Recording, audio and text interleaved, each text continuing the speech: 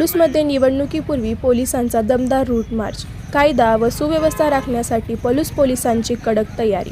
पलूस नगर परिषद 2025 निवडणुकीच्या पार्श्वभूमीवर शहरात कायदा व सुव्यवस्था अबाधित ठेवण्यासाठी पलूस पोलिसांनी शनिवारी सायंकाळी दमदार रूट मार्च काढला.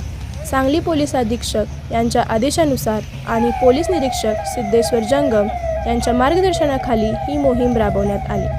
शनिवार दिनांक 19 नोव्हेंबर रोजी सायंकाळी 5:30 ते 6:30 या वेळेत पार पडलेल्या रूट मार्चमध्ये पलूस चौक, मुख्य बाजारपेठ, पलूस सहकारी बँक, फॅशन कॉर्नर, कुंडलवेज, छत्रपती शिवाजी महाराज चौक असा मार्ग घेण्यात आला.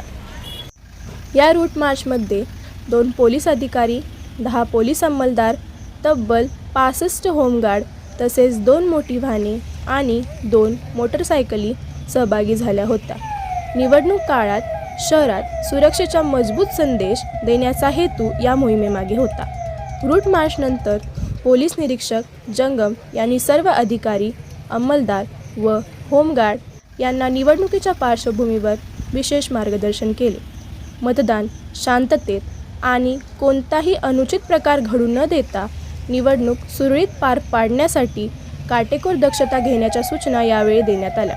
पलूस शहरात पोलिसांची वाढीव गस्त, सक्त नजर आणि कठोर तयारी पाहता नागरिकांमध्ये सुरक्षिततेची भावना वाढताना दिसत आहे.